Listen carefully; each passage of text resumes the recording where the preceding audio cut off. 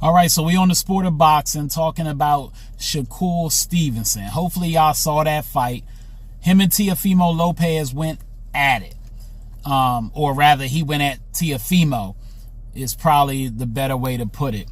But Teofimo took the fight. First of all, let's start out with appreciation for Teofimo Lopez. A lot of people getting on him, getting on his pops, and you know, what we need to really appreciate is when these top tier fighters make these top tier moments for us.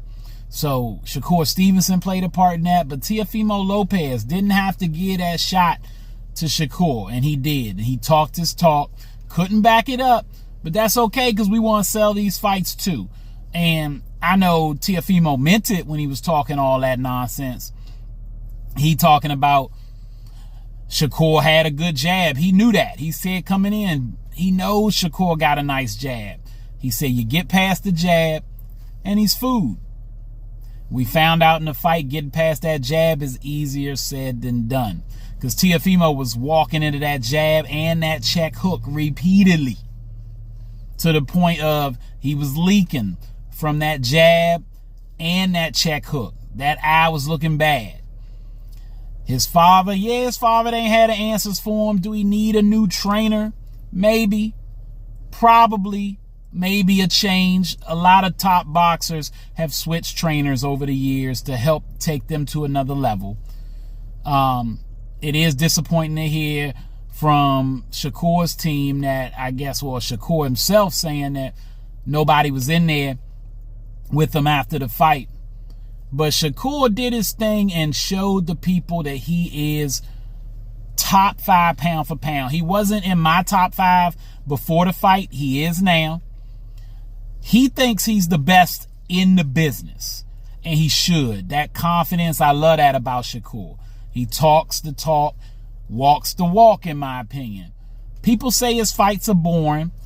To me, Shakur Stevenson, his new nickname to me is the Sweet Science, because he has it down to a science, and that's boxing at its purest level.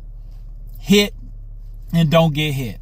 And against Teofimo, he was even moving forward. It wasn't just him stepping back. He was meeting him in the center of the ring and just showing that skills pay the bills. And typically when you get a big puncher against somebody with a lot of skill, the skill wins. Now, your novice fans, they want to see the big knockout. So some people may say his fights are boring, but to me, I love seeing the skill set that he displays and the boxing IQ in there. So for me, he's top 5. I'd put him 3. Wouldn't put him over Usyk just yet. As long as Usyk is still boxing, he's my number 1 probably right now since Terrence Crawford retired. And then Naoya Inoue. But I'll entertain Inoue for number 1 as well. But those are the 2. Then I would put Shakur probably right there nestled in at number 3 with Bam right on his heels. That's my top 4, the Fantastic Four, if you will. And I think from there, you know, from just a boxing skill standpoint, I think they're kind of in the league on their own. There's guys right there that are nice in the top 10, you know, that I love watching. Bivol, Better Beeve, Benavidez, Devin the Dream Haney. But I got Shakur right there at number 3. Now, is he the face of boxing, or is he on his way to being the face of boxing? Again, to be the face of boxing, you got to sell seats, put those pay-per-view numbers up real high, and people want the exciting fights. So the fact that some people think Shakur's fights can be boring, that's going to be his obstacle.